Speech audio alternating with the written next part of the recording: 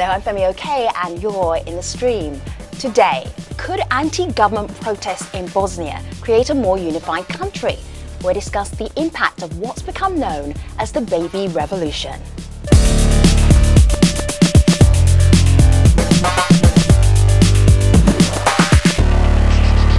Our digital producer Malika Bilal is back.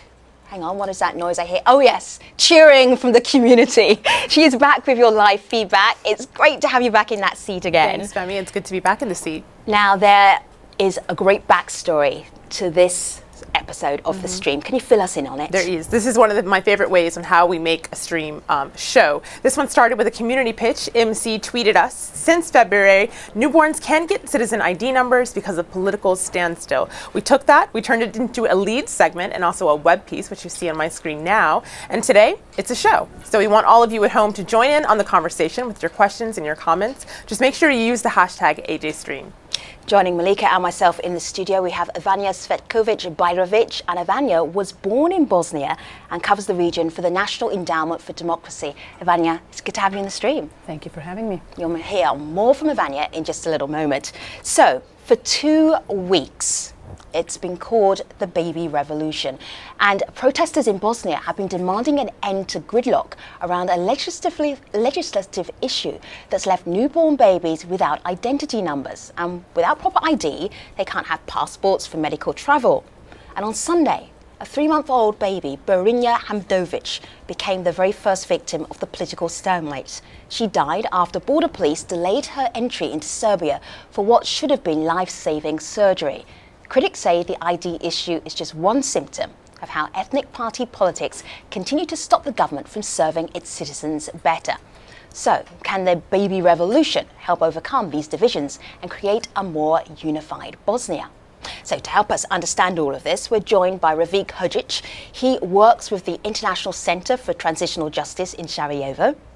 In our Google Plus Hangout, all from Sarajevo, we have Hikmet Karcic. He's an activist. Nadim Krajsnik, an NGO coordinator, and Ermin Zatega, he's a protest organizer. It's good to have all of you in the stream today. Let me start with Hikmet. Hikmet, there was a huge protest outside Parliament. You stopped parliamentarians from leaving. You besieged Parliament. Why did you do that? Well, on that day we heard that one of the babies who was really sick was not able to get a passport to go to Germany to the hospital. So actually there was a spontaneous gathering in front of the parliament, and to be honest, I don't think there was a proper organization at all. It was a totally spontaneous gathering by citizens of Sarajevo who decided to block all entries in and out of the parliament. So basically we kept the parliamentarians inside for 14 hours, and they left only at 4 o'clock in the morning after the High Commissioner led them to came to get them out of the building. So what's the situation now? There's a temporary situation. So babies being born now, they are getting some kind of ID. Yes, the Parliament, actually the Council of Ministers brought a temporary decision that all newborns for the next 180 days can get ID numbers. But this is only a temporary decision, not a permanent one. In the meantime, we gave them, we told them that until the 30th of June they have to bring a state-level ID law, or else we will have another huge protest once again. Let me just say, although this decision was temporary, it was brought like 1 hour after a handful of citizens blocked the Parliament building, and it was brought like 2 years. After 2 years of statements that it cannot be done, we cannot get the arrangement. And then, like 1 hour later, they brought the decision, and just the power of citizens was the key point here. And it wasn't an agenda at all. Not really. We expected to last like three hours, and then people started to together, and then more and more people came, and then. We realized that we really do have a power.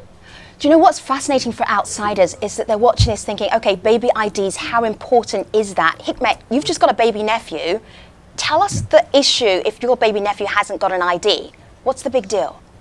So basically, first of all, he cannot get a passport. So that means that he cannot go anywhere outside of Bosnia. So he cannot go anywhere to the seaside, for example, or for any drastic measures. For example, he cannot go to the hospital in some other country.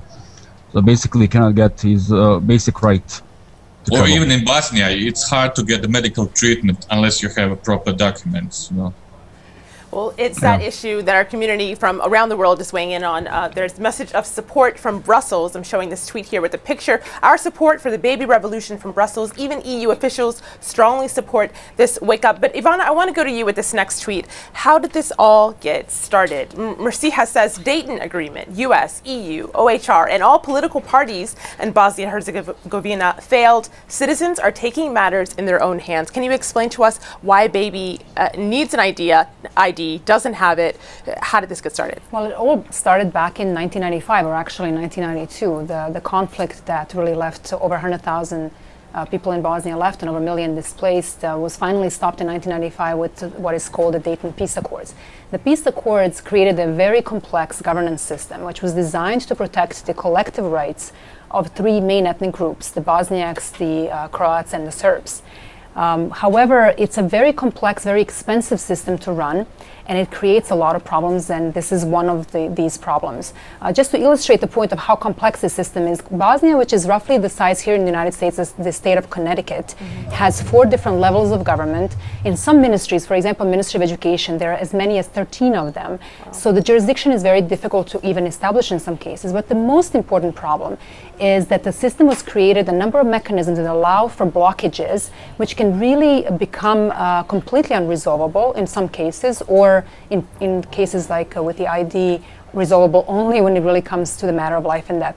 The ID law is really just one of many that the citizens have seen go into the parliament and die, basically, because Bosnia is actually probably the only country in the world where less than a quarter of the parliament can completely block the law and just render it essentially dead and not pass it. Yeah. This has stopped Bosnia from advancing its democratic transition, from advancing its EU membership. Right. But most importantly now, what we're seeing is that it's affecting the livelihood and the actual lives of citizens. So, Rafiq, I'm just looking at this newspaper coverage of baby Borinya, and people are out on the streets, they're holding up pictures of her. We've had candlelight vigils as well. It's really seemed to galvanize something. What are the people in Bosnia actually saying today after the death of baby Borinya? Well, I think that it's very important to add what Ivana just said, that to add to this complexity of the constitutional order of Bosnia, what we have had for all these years since the war is politicians using the traumas of the war, the crimes that have happened, and the hatred that resulted from those traumas to further keep people divided, and in that way to govern easier and over their own ethnic group, in a way to basically put up these smoke screens of hatred and mistrust and fear in order to be very, very blunt with you, to plunder the country. And any show of empathy between different ethnic groups was almost unimaginable. And this was the first time that we have actually seen that happen, that arise from within the people themselves. So the death of this little girl, that we basically let her die. We let our politicians kill her through inaction, through basically apathy that caused us not to do anything about it for all this time. But today you can see from Banja Luka to Mostar, from Prijedor to Bijeljina, everywhere in this country an outpouring of sympathy for the baby. Of course, we should not idealize the situation that this protest has created. We are not all marching in the streets everywhere and hugging each other and sort of bridging the ethnic divide, but it has certainly started. Rafiq, you had a lot of strong words in there, including "we let her die." We also have some passionate comments from a member of our community in the form of a video comment. Ermin, have a listen to this. this is not just about ID number, it's about Bosnian politicians' attitude toward us and how unimportant we are to them as citizens.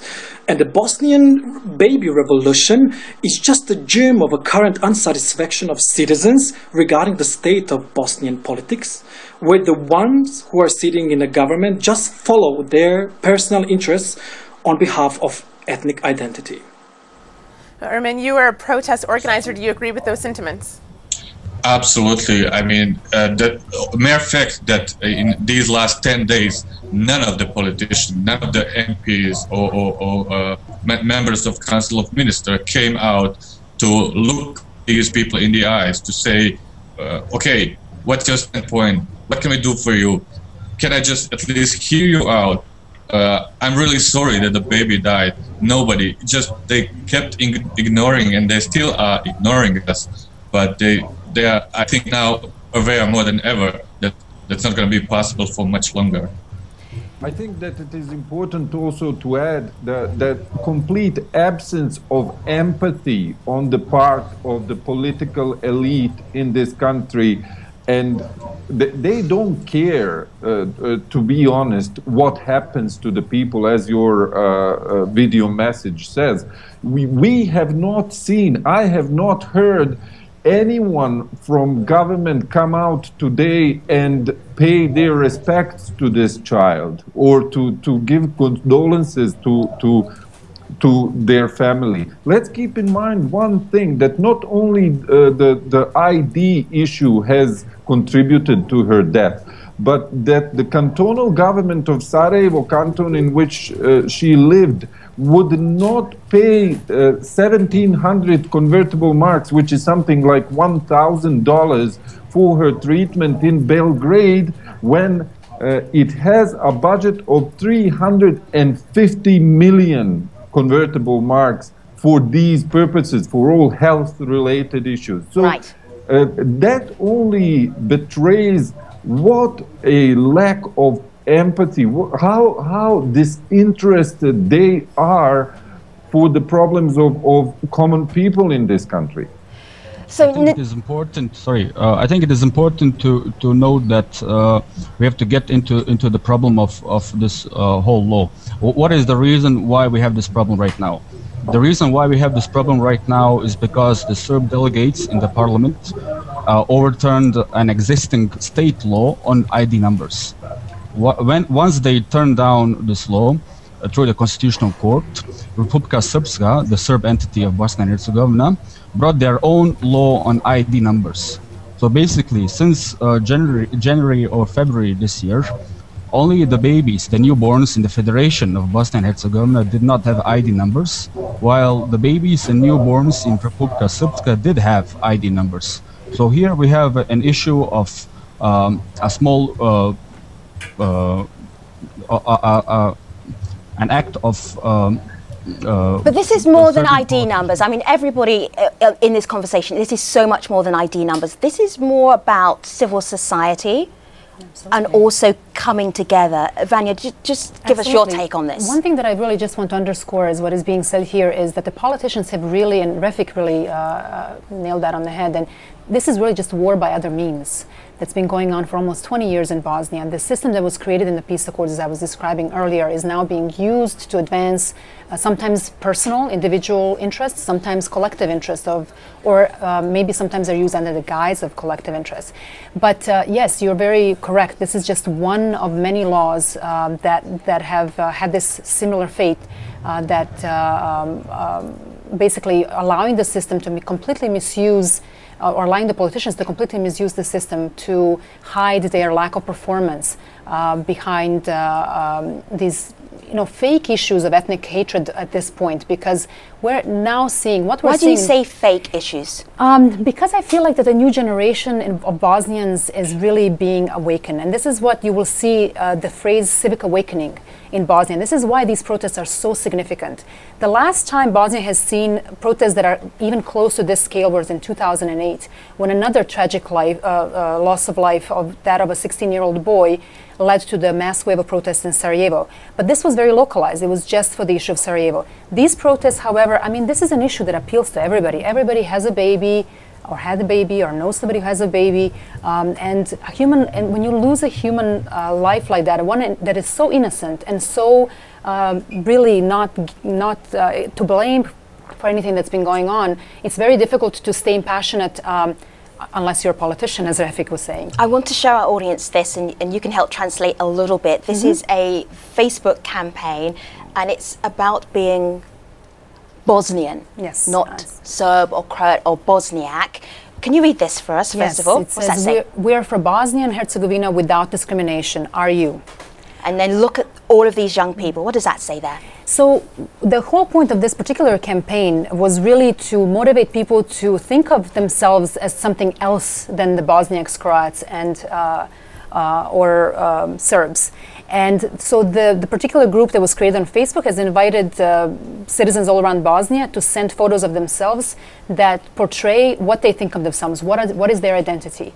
And people have really responded in mass numbers in saying things like, I'm a Martian, I'm an alien, I am whatever, just not the three pre-prescribed ethnic identities that we've seen being abused over the number of years. And I think what is really significant is what you see here is that while there are some people who are, let's say, the older generation, to be politically correct, most of these people are very young. And this is where I really feel that we have I'm getting a sense of hope and sense of optimism, is that the new generation is now starting to transcend some of these divides, perhaps not as quickly as we would like to see, but certainly something's happening in Bosnia. Nadim, let me just... One of the... I'm sorry. Can I just add something? Yeah, because go ahead. she said a key point that Bosnian society as citizens are waking up, and I would say not out of the dream, but out of the coma. And we are more than anybody, I mean citizens, are to blame that politicians are treating us in this manner. You know, because we were just too passive for too long, and now I think society realized, learned a really big lesson that power is in our hands. One of the things that you often heard in Bosnia is they're all the same, there's nothing we can do, and it's to be understood in some ways because the country that has gone through a devastating war, people have seen worse, so to say. And so it's very difficult to, I know that the international community, to use that term, has often been frustrated by this lack of civic mobilization and the apathy that your guests are talking about.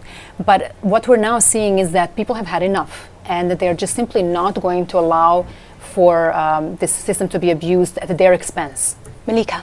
Well, speaking of people have had enough, Susie on Facebook says, it strikes me that the so-called post-war unity is not the rarity here. The rarity is that people are feeling empowered now to stand up against a political elite who try to impose ethnic politics on the people. But we have another one here, Rafik, a tweet here from Samir who says, Bosnians need to reform their way of thinking and to leave the nationalistic rhetoric behind. That's the only way to move forward. Is that what Bosnians are doing by taking to the streets? This is the beginning. This is the embryo of what I hope will be a process that will lead to that awakening. Let's not forget that we still live in a divided society, and while this is galvanizing more and more people, you can see that the reactions of the politicians are not to actually address issues that the protesters are raising, but they are by all means possible trying to make this into yet another ethnic issue. So from Republika Srpska, you can hear from the leadership of the political parties there that this is all directed against them, that it is anti-Serb, that it is not civic, but it is Muslim, and so on. And there are already fights of who is going to claim this as their own, various different groups trying to say, well, this is us, we are leading this, and so on and so forth. And what the main problem is that the discourse, the political discourse, the discourse on various different issues here is completely robbed of any civic participation. We don't have citizens' voice in anything that concerns this country. And this is the first time that citizens are saying enough. enough. We want to be heard. We want you to do your job. We don't want to listen to your fear-mongering, hatred-mongering. But it's going to take a long time. Let's not be unrealistic about this, because young people, while they are sick of the way that they live, they're also being fed a lot of nationalistic poison all the time. And to change this discourse will require action of all of us, and the bravest among us, I think. This is a great point to leave the conversation for now. I know Nedim, Ermin, Hikmet, Ivania, Rafiq, you've all got so much more to share with us. And the place to do that is at stream.aljazeera.com in our post show. But right now, here's Malika with some of the other stories we're following.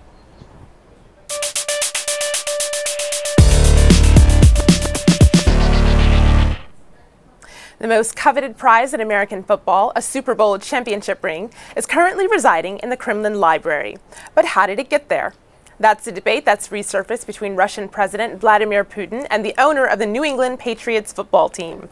Putin says he received the ring as a gift, but Patriots owner Robert Kraft recently said the Russian president took it without permission.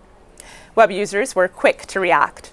The Cold War just might come back with this Kraft-Putin Super Bowl ring nonsense, Tiffany tweets. The controversy also spawned parodies, including this Instagram photo dubbing the dispute Lord of the Super Bowl Rings, starring Putin and Kraft as Frodo and Gollum. Next up, Iran's newly elected President Hassan Rouhani is getting a head start on his duties by engaging in some Twitter diplomacy. Rouhani took part in a tweeting spree on Monday, discussing plans to improve relations with the U.S. and its allies. He tweeted, "Issue of Iran and U.S. difficult and complicated. It's been an old wound, and we must think of how to heal this injury." The account's not yet verified, but netizens say it could be a good start to his presidency. And finally, in the U.S., a new campaign's using the release of the Superman film Man of Steel to tell Americans their favorite superhero is an immigrant. The project was hatched by the group Define American to spark conversation on immigration reform. It draws parallels between Superman and immigrants who both come from another land and seek new opportunities for a better life. Those are the stories we're following. Tell us what you want to see in a future segment. Tweet your ideas using hashtag AJStream. Femi? I love that this program came from our community, that they said we should talk about this. Does that surprise you, Ivania? Well, yes, and I'm actually really excited about what's going on in Bosnia right now, because for all the reasons that we mentioned earlier, that there was so much apathy, there was so much despair, and I think, I hate to say this way, but I feel that it had to come to a matter of life and death issue for citizens to finally awake and, as one of your guests said, out of a coma, and to just basically say enough of this. Can you remember when our community member said we should start doing this as a subject? How long ago was it? It was maybe 2 weeks ago that we got the first tweet saying, this involves babies, this has to be looked at. Wow. It's amazing, isn't it? So go from that tweet to this program. One of the things that I wanted to also mention, so it's not, these protests are not unique only because this is about babies and you have babies protesting. Yeah, because the media is shallow. It's like, cute baby, let's do the story. Okay, there's more. There's more to it, and that is that rarely will you see a revolution which is not designed or not targeting the regime change and is not really meant to overthrow government, but to make the government do its job. Wow. Or at least the way that the governments should be doing their job. So this revolution is very unique in that way. That's a great point. Yeah. You snuck that one in while everybody else is like on the little break before we go to the post show. Stream.aljazeera.com is the post show, so we'll be picking that up in just a moment. Tomorrow, another community program. So you've got 2 for 2 people. Let me tell our audience what it is. Would you marry your first cousin? Millions around the world do, and we take a look at reasons behind interfamily marriage and why some are questioning this very old tradition. And if you have an idea for a show, all you have to do is tweet us at AJStream, and literally your idea could be here on the stream. So right next, it's stream.aljazeera.com, so you know where you'll find us all. We will be online. Thanks for watching.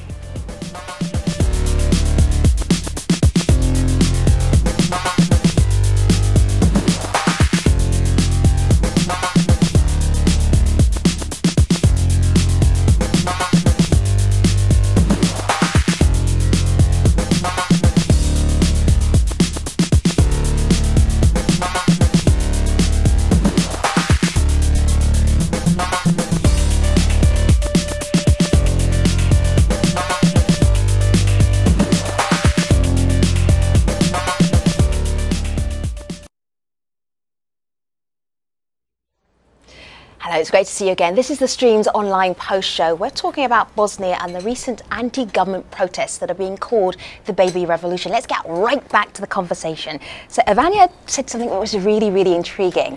And then Malika said, well, on my laptop, I have something that might challenge you. Exactly. Just to wrap up your point for those who are just joining us for the post, you were mentioning how this is different from other protests. Yes. Because so Femi just said that what we're seeing in Bosnia, anti-government protests, and I would beg to differ just slightly so, because normally when we see a revolution, the revolution is usually aimed at overthrowing a government or bringing down a government. Here what we're seeing is the protesters coming out to the street demanding for the government to do its job. And this is something that rarely you will see a revolution set at its goal. So we have a video comment. I want you to listen. And this is someone who likens this to other protests for a different reason. Have a listen. As a student here in Sarajevo, I was one of those people who was there every day at the protest, and we should know one thing: this is not just about ID numbers. This is about bad political situation, social and economical situation, bad student standards. And I think that it's really, really important to emphasize that a lot of people there were those young generations who will become pillars of Bosnian society in 10 or 15 years. And I just hope that this is the beginning of a new Bosnian spring, and that this will change the situation dramatically. So he mentions that word Bosnian Spring, likening it to other protests. What are your thoughts on that? Well, one of the things that we have to get to here is that what is the long-term solution for the situation that we have in Bosnia right now? And I don't think that bringing down the government or demanding for the government to change as it is right now is going to really create a long-term solution. What is really desperately needed in Bosnia is a whole new system. I was describing earlier on the show at how complex the system in Bosnia, the decision-making system in Bosnia is, and why it creates these protracted stalemates that can even cost at the cost of a human life. So the only way really to permanently resolve the ailments that have been plaguing Bosnia for a number of years is really to reform the system, to reform the constitution, and to do away with some of these mechanisms that allow for these prolonged blockages. Let me bring Nadim back into the conversation. Nadim, you've been jumping up and down wanting to join in, so go for it. Yeah, no, I'm not sorry, but there are a couple of things that you mentioned that I pretty like, and those are things that somehow I'm glad that no one of the politicians shown up, because they finally show us a message that this is like totally alienation from the people, and that's a cool message because they finally showed it. The second is that about the identity about Bosnian Herzegovinians. I don't think that we should put focus or highlight the Bosnian Herzegovinians. I think there was the notion before that primary identity was this one, ethnical one, and if we just switch it around and put all of the other identities, first of all, that we are human beings, that we share the same problems, that the Bosnian people are totally in poverty, and if we put focus on these things, I think the questions that are connect people are more important than the questions that are separating the people. One of the other problems that are main in Bosnia-Herzegovina, and one of the driving forces maybe for these demonstrations and this baby and this unique number was just maybe the beginning and the symbol of this whole revolution. Other things are economy, other things are the totally wrong education and wrong quality of education. And just considering that more than 48% of youth people doesn't have a job in Bosnia-Herzegovina is telling enough and should be driving forward for them to start changing the thing. So let me bring in Ermin, because Ermin, you organised some of these protests. Now that people are out on the street for a whole variety of different reasons, I hear energy in this conversation, there's energy in the streets. Where to next? What do you do next? Well, as Rafik said, political elite is firing every weapon possible, trying to drag this movement, this grassroots citizen movement, into muddy political waters, because that's the only environment they can swim in.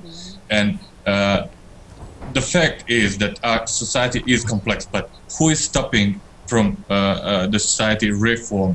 The same people, we have the same group of people in power for last 15, 20 years, and not only they deny us right to know the details of a multi-million contracts, they are selling our natural resources, But now that they've moved a step forward and they jeopardized and killed one of the, very member of very vulnerable group of people, newborn. The newborns, they don't have their voice, but we need to keep pushing and keep being their voice and keep fighting for them. And I think people from all over the country realize that, and now it's a whole different ballgame. You know, Femi, it's interesting. He just mentioned that people need to keep fighting for the voice of the voiceless. I'm seeing that online, but I'm also seeing some pessimism. First, the optimism. Jacinko says, a baby died because of this. For once, I feel unity, and no matter what the beliefs are, people want to fight for children. But then on the other hand, Rafiq, we have a tweet pushing back on something that you said in the main show. Your comment was Bosnian citizens are waking up from a collective coma. Maher tweets, I disagree. We do not have any power in our hands. Until Bosnia-Herzegovina experiences change, becomes a republic, people have no power. So what are the concrete steps? How will this turn into power in the hands of the people? The greatest victory that the politicians have achieved over the people in Bosnia and Herzegovina is to convince them exactly that they have no power, and the apathy is the #1 disease in this country. We live in a peace agreement. We live in a constitutional order that was created by atrocities, that was created by war, that was created by hatred. And peace agreement was made to stop that. 17 years later, we are still living in the same discourse. And of course, if we are to reform this society, if we are to achieve better government and do away with what we don't need and establish institutions that we do need, we have to do that without fear of one another. And what politicians are constantly doing is instilling fear into people of one another. Stories that politicians from Republika Srpska are openly working to say, well, we are working to abolish Bosnia and Herzegovina and have independent Republika Srpska. Politicians from Federation are saying, oh, we are working to abolish Republika Srpska. At this point in time, neither is a possibility without war. So let's just stop talking about this nonsense and let's do away with fear of one another. And these protests are for the first time doing that, actually making people realize that they don't need to fear, but they actually can feel empathy for one another because we are in the same situation. So if we are to do what Ivana is talking about, and that is reform the country to reflect the needs of the people, not of the politicians, we have to do away with fear. And they cannot let that happen. Okay. They will do everything to stop us from doing that, and that's what we have to fight. Okay. Although, I'm sorry, just a short one. Although there's always going to be a skepticism or cynicism on the both sides, but I strongly believe, and I'm really confident that majority of people in Bosnia now realize that the empire is naked, and not only realize, but manage to say it out loud. That's a nice visual metaphor. Thank you for sharing that. I can always tell where Ivania has something to say because she starts fidgeting in her chair.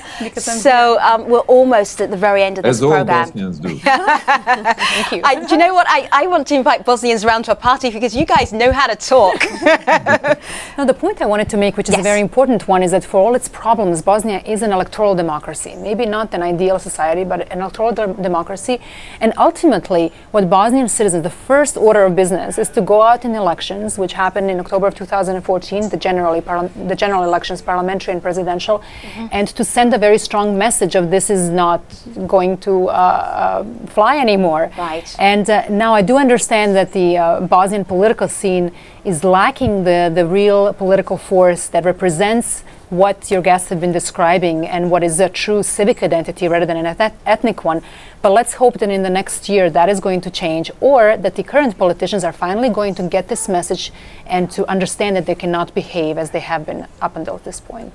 It's hard to believe, Ivania and everybody, that 14 minutes and Malika and the community has just gone by.